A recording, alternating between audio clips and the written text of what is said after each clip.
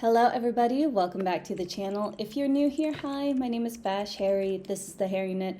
We do things about knitting most of the days, and today is a little different. We're talking about finances, business, things that have been really scary a lot of the times. I've been ruminating over it the past year, but today I just want to talk about the 7 ways I and you can make money as a knitter. You can also make money as a crocheter using these 7 ways. I do make money off of these. The prices, the charges, the salary varies very much so. And this is just some examples that I wish I knew when I was first starting out and charging myself as a knitter. I want to note though that though I do run the Harry Knit as like a business, I also have a part-time job. I'm a radio DJ most days, and I also do content creation on my like Instagram and TikTok under Bash Harry, and then the Harry Knit is like my project thing that I do for my knitting. So I've been working as a freelancer for quite some time. I was working as a legal exec last year before I left that job. So, I understand the struggles occasionally when it comes to sorting out your finances and really making a career thrive. These are some ways that I think you can supplement your income, especially if you want to be a creative crafter. Pick one, pick all. It's up to you. All that tangent aside, you also don't have to make money from your hobby. If this is something you want to do for yourself, for the people you love, without charging any money, go for it. More power to you. This is just some ways that I'm recommending. But enough of that. Let's get started on number 1. So the number 1 way that people make money is to sell creations. This is a lot more popular with crochet. I see it a lot on Etsy, where they set up an online store to sell their handmade crafts like amigurumis or even like coasters and plushies. They're really, really popular.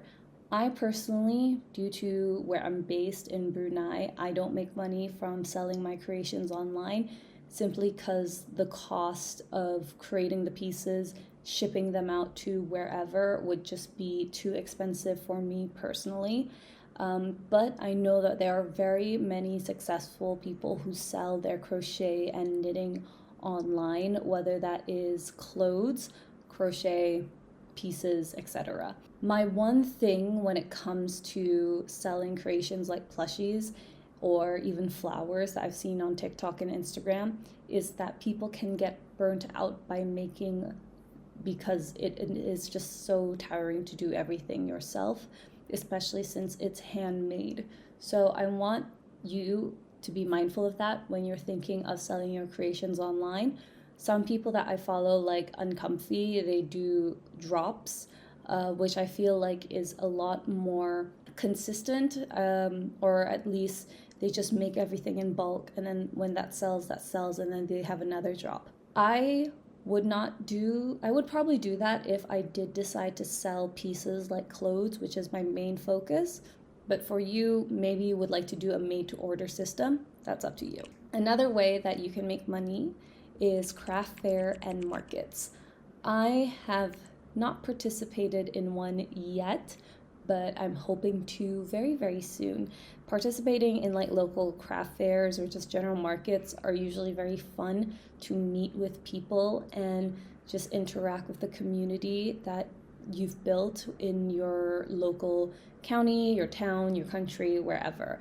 So it's a great way to meet with audiences and sell your creations. I have not done this yet, but I am planning on it. Although I don't think I'll be selling creations, maybe 1 or 2, just because I notice where I'm from, there is an abundance of crochet crafters who are selling their flowers and their keychains. I personally don't really want to make too much crochet because my preference is always knitting. Although I'm wearing a crochet sweater. It says collector of happy things, and I really love it. I got it in Malaysia. It's just so much fun. And I love going to craft fairs and looking at all the cool stuff that's available, especially for people who don't know how to crochet. I think it's really fun to sit down and just chat with them. I've also gotten some really cool like felt needle designs. So I'm really interested in those kind of crafts when I'm looking at markets. If you're based in other countries like the US, I've heard many people who are able to make a living based on just selling their creations at local craft fairs. But that is a market that I don't know too much about, simply because it's not really that big yet where I'm from. Also, I think when you're selling at craft fairs and markets, there is a larger upfront cost compared to selling your creations online, because you always want to set up your booth to look nice, have all the nice stands, making sure everything looks like as aesthetic as possible. And I totally get that. And sometimes you may not make that money back until maybe the second or third, if you decide to invest a lot of money up front. But that is just something I've heard. It might be a good possibility for you. Another thing that I do, and this is something personal on how I make money, is by teaching workshops or classes. I teach workshops pretty regularly. I do things called crafters play sessions, which is where we just invite people to learn different crafts. Sometimes they're intermediate, sometimes they're beginners, and have no reason to pick up a knitting needle or crochet hook. That's where we come in, and that we help teach them the craft. We're trying to expand on this. We're not just doing knitting and crochet. We also have knitting machines at hand.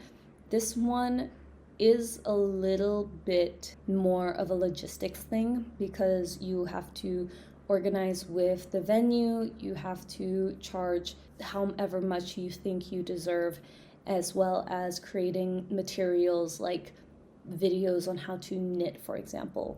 This takes a long time just to make sure everything is at its place. And it usually requires you to be physically there or hire people as facilitators, which is something that I do as well.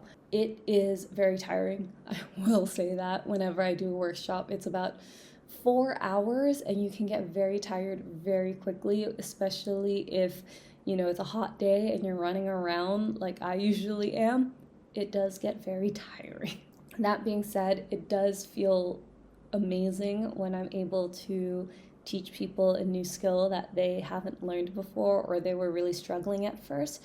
So it is a real great privilege to be able to teach somebody a potentially great hobby for them that helps de-stress and just relax.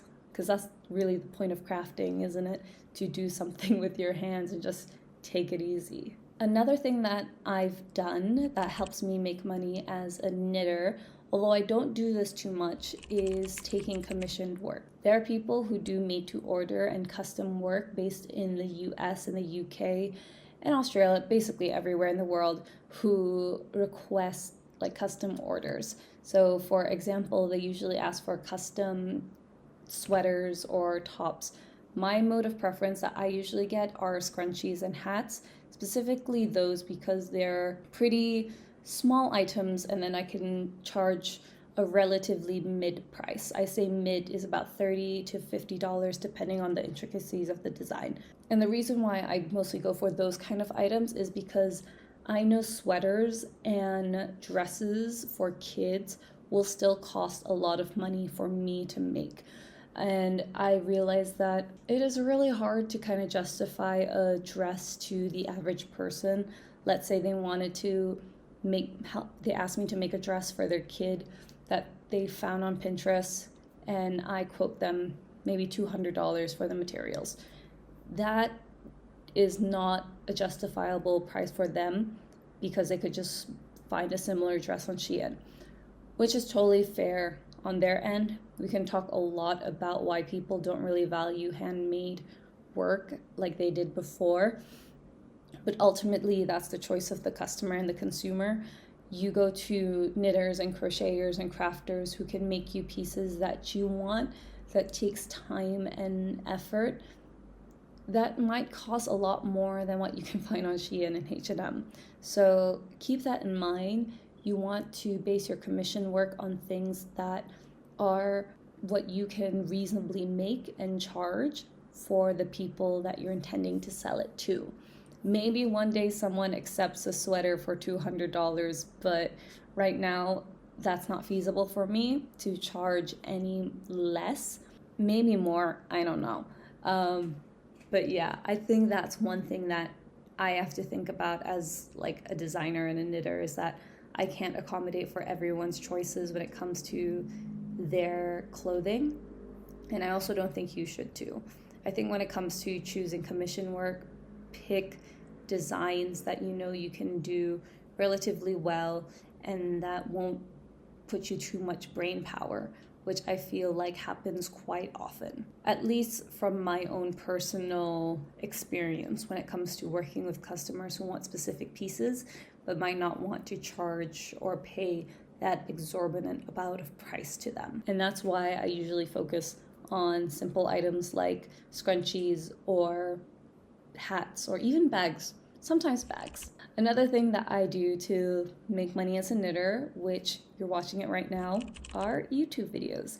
YouTube videos have been a pretty consistent income for me, thankfully. I'm really happy about that. Though I only have maybe about 8,000 people watching as of the time I'm filming this, which if you are, hello, subscribe, thank you.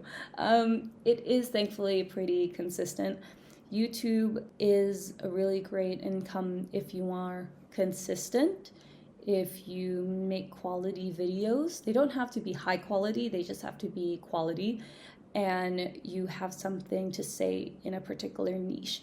I will say that as a creative, sometimes YouTube can be really tiring and stressful because you have to think about the algorithm and search optimization and click-through rates and all these things that are incredibly stressful to think about. But at the end of the day, you're still making videos about what you love. For example, take this channel. This is the Hairy Knit. We talk about knitting most of the time, but we also do crafting projects like crochet occasionally, not often enough, but usually about knitting. And because I do, and knitting is a very good niche, it generates a consistent income that is much higher than when I was around this number when I was making YouTube videos about beauty and fashion. It also goes on to demographic and location, but I feel like that video would be taking up way too long and it would be way too tiring to talk about, simply because YouTube in and of itself is an entire beast. If you wanted to make an income based around YouTube, you would need a minimum of 1,000 subscribers and you would need 4,000 watch hours. I started this channel around late November, early December-ish of 2021, and then I got monetized March 2022. And ever since then, I've been making pretty consistent income, even on the months where I wasn't posting videos. So I'm really thankful for that, especially since it's helped my channel grow a lot more consistently while I do the next thing, which is what I'm going to be talking about. It is creating patterns. So knitting patterns as a knitwear designer. I sell on Ravelry and Ko-fi. Though the plan is in the future, I do hope to launch like a website, because Ravelry, as great as it is, there's difficulties with PayPal for me. So it's a whole confusing, tiring situation with Brunei and PayPal. It's a long story. We don't have to get into it. But creating patterns is a really great way to create. Count how many times I use the word create. It is a great way to make money as passive income. That being said, it is not as passive as you think it is. Because yes, some people can recommend making digital products like pictures or downloadables, or I don't know what other digital products you can make, or books and things like that. But whereas for knitting patterns, at least for me, I always want to get it tech edited, and I always get test knitters. Tech editors cost a lot of money, especially if you have an intricate pattern. I know one piece I made, I think cost me about $120 US, which is a lot of money to pay upfront for a pattern that might not even sell well. Whereas another pattern that I made actually broke and paid itself off within the first, I want to say 2 weeks. And so after that, after the fees taken by Ravelry and PayPal, the income makes itself and the profit margin is pretty good after you get the initial payment off. I hope that makes sense. So in that way, yes, creating patterns is a great consistent income, but you have to first and foremost ensure that you can afford to sell the pattern with the tech editing costs, the cost of yarn, and all that stuff. Because even now, it's taking me a while to really figure it out, especially as a designer. Because yes, you can skip the tech editor, you can skip a lot of these things and just sell the pattern as is. But I think in terms of your business and being a good business person or just a good person in general, you want to give whoever is purchasing your product the best you can offer. And that would include having a tech editor go through everything and making sure everything looks right. Keep that in mind if you do intend on selling knitwear patterns. There's also the discussion on whether there's too many patterns, but I would disagree with that. Let me know if you want a video about that. I actually have a lot of thoughts when it comes to the stealing of designs, because I feel like that's a very fascinating thing, especially with my background as like legal and copyright and IP. I feel like that'd be a really interesting video to talk about. Another thing that you can do to make money as a knitter or creative or whatever you want to call it is collaborations and partnerships, or here on YouTube, sponsorships. I've accepted a few sponsorships here and there on this channel. Some I don't accept because I just don't think they vibe with this channel, and that's completely fine. Other times I do accept it because I think the vibe is there and I like their products. I do this mostly on my other channel though, not in terms of knitting, but that is because I have been a freelance content creator for, I want to say, the past 10 years now, which is a long time. I started when I was like 16, 17. That is wild. That is a long time to be on the internet making videos. Nevertheless, I do understand that it can be scary to talk about sponsorships and asking people or having brands come to you and ask you, hey, can you support this or promote my product for X amount of money? You definitely need a bit of a following if you want to do this. This is more veering into terms of content creation and being a brand or whatever, but it is something that is a way that I've made money as a knitter or as a creative that has helped me with my business, both as the Hairy Knit and as Bash Hairy entity. It's pretty stressful sometimes, I'm not gonna lie, when it comes to sponsorships. I don't rely on it too much to make a livable wage for obvious reasons, but I think that's how it goes with sales, isn't it? You kind of need sales to make a living, whether you're in like the automobile industry or the beauty industry or the knitting industry. You always don't want to rely on just one source of income, which is why I have a full-time job. Well, I have a part-time job as a DJ, and I do other stuff on the side to make sure that I can have a livable wage and that I'm comfortable. Obviously for you, this could be very different. Maybe you're a mom who just wants a little side hustle, or you're a student who just wants to get some of their work out there. Hopefully this video gives you some ideas on ways that you can make money as well. That is about it from me. This video has felt a lot longer than I anticipated, but if you did like watching this video, please don't forget to like, comment, subscribe, because it really helps the channel, and let me know of the ways that you make money, or even if you don't want to make money, and tell me why. That'd be really good to know. Once again, thank you so much for watching. My name is Bash Hairy, and I'll see you later. Bye!